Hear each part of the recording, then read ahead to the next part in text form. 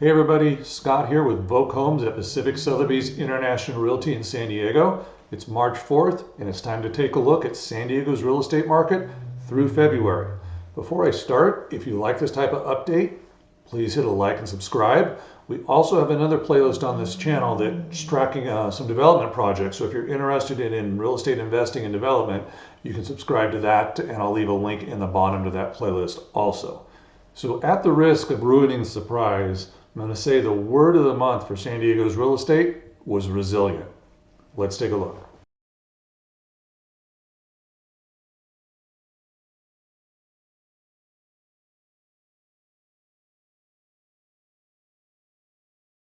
As we usually do, let's start with detached pricing, and this is the median price going back 3 years. And what you can see is we are up about 6% year over year, but we had a really nice growth. That's 2 consecutive months of growth. And obviously that shows a healthy market. When we look at the average price or the mean, we can see it's up also, but things kind of slowed down. And what that really means is we had more sales around the mid-level of the market than we did at the high end, but both of those are healthy numbers, and expect that it will keep going up again next month. Now let's look at the attached market. You can see here the median price is up. We're up 3.1% over last year, and if we compare to last month, it's once again our second consecutive month, but we're up about 2% in 1 month. Now if we look at the average or the mean, we've kind of leveled off. Actually, it's about $132 down, but on a $800,000 price, we'll call that even. So we are down 2% year over year on the mean. We're up on the median. Now let's look at some of the underlying statistics that kind of tell us how we got here and where we may be going. Okay, let's start with the number of sold listings, because this really tells us where the demand is. If we look at the detached side, we are down 10%, 9.5% from last year. And I really think that's a factor of the interest rates. If you saw my video at the beginning of the year predicting the way the market would go, I'll link to that in the bottom, it's going to be all driven by interest rates. And interest rates have not been helping us. Now they're starting to come down, so we might see a little bit of a jump in March if this continues. But for the first 2 months of the year, it was not any help. So looking at attached, you can see our volume picked up a little bit last month, but we're still down 16.5% from a year ago. So it made sense that the volume kind of picked up because we've been down so much on the volume. So I'll be really interested to see what this number does, because the attached markets tend to sit at a lower price, and it's your first-time home buyers who are more susceptible to interest rates. So if rates do continue to come down this month, I think we'll see March and April this number increase.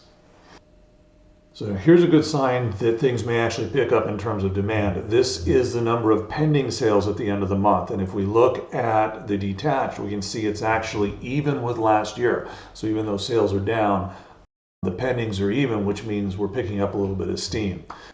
Now let's look at the attached. All right, this is promising also. We're down 2.5% in the pending sales from last year, but remember our closed sales are down 16%. So we're starting to get back to even in the last 2 months, as you can see here, have grown pretty steadily. So we went from 500 to 680. So that's a gain of 36% in just 2 months. So that's a very strong sign.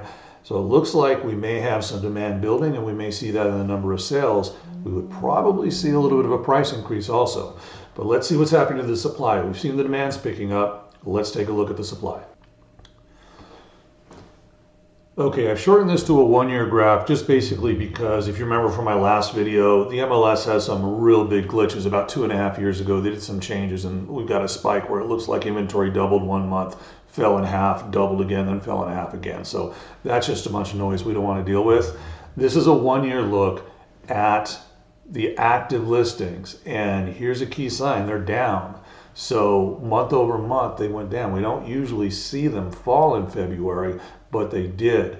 We're still 26% above where we were last year, but if we see these listings stay at this level while the demand's picking up, that is going to be upward pressure on prices. And once again, the reason I think that we're not seeing more and more listings is the interest rates are still too high. If you have a home at 3.5% interest or 3%, you cannot buy anything equivalent when rates are at 7. So I don't expect the active listing number to increase dramatically until we see interest rates below 5, maybe even below 4.5, which means as they fall from 7 to 6.5 to 6 to 5.5, we're going to see demand pick up, supply stay the same, and prices will move aggressively up. We're not there yet, but we're seeing the beginning signs that it may happen. Now let's look at the attached market. Different story here. So inventories continue to increase. We're now 46% above last year. And if we look at just 1 month, we increased by 50 homes out of 1,700. So we're looking about a 3% increase. Not huge, but it is still an increase. And so interestingly, the attached market inventory is still growing. Let's see what happens when we look at both of these in terms of a months of inventory basis, because that's really the best way to measure it. All right, for our detached homes, we're seeing the months of inventory stay steady at 2 on a month-over-month basis. We're up 18% almost over last year, but a lot of that increase happened during the middle of last year, and we've come down over the last half of the year. Be very interesting. This is going to be a key number to watch over the next 2 to 3 months. It'll tell us a lot about what our summer market's going to do, but this will also be driven by interest rates. So let's take a look at what it did on the attached market. So on the attached side, pretty steady increase in the supply. We're up 44% over last year, and the last 2 months it has been climbing. So not overly surprising considering the fact that it's harder for first-time homebuyers to buy this. Homes are probably sitting on the market a little bit longer. Now, talk about sitting on the market. Let's take a look at the market time and see how that's changing. All right, so looking at the detached market, we can see a very large drop in the market time. Now, this is not too unusual because we see this every February. January, the homes that close in January went into escrow over the holidays, so those tended to be on the market a little bit longer. And you can see every January here, this is, boom, here's February. January's a high, February came down, January's a high, February came down. So what's going to be interesting to follow it as we go through the next couple of months. We're still 21% over, but 17 days of inventory is not. Other cities would love to have that. So let's look at the attached market. Similar story here. We're still up 46% over last year, but we're sitting at 22 days. Big drop in February that we usually see. So not a real good indicator, except that the market is not overly slowing because people are coming back in like we typically see. We just really want to see if this holds and what happens. And once again, it's going to be interest rates. I thought it would be interesting to look at the number of new listings that came on the market last month. So this isn't total listings, it's just homes that were newly listed between the first of the month and the end of the month. And you can see it fell in February. And you might think that's unusual because we're heading more into the season, but it's actually not. It's pretty typical because what we see in January is there's a lot of built up supply from people who, life goes on even in the holidays. People get laid off, they get transferred, they get divorced, they get married, and you have people who need to move, but they don't like to do it over the holidays. So we always typically see November and December have a lower number of new listings, and in January that pent-up demand or pent-up supply increases the number of listings, and it falls or grows slowly in February. So this is not a big deal. Be really interested to see what happens with the March and April numbers. And attached-wise is the same story, so we don't need to do the explanation on that.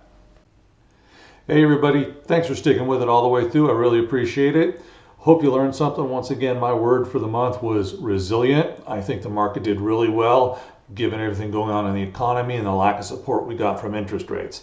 Now, as rates look like they may come down, we could be in for a pretty fun spring if you're a seller or somebody in the business. If you're a buyer, it's probably time to make a move if you're really serious about getting in something over the next few months, because if rates start to go down, this market will take off.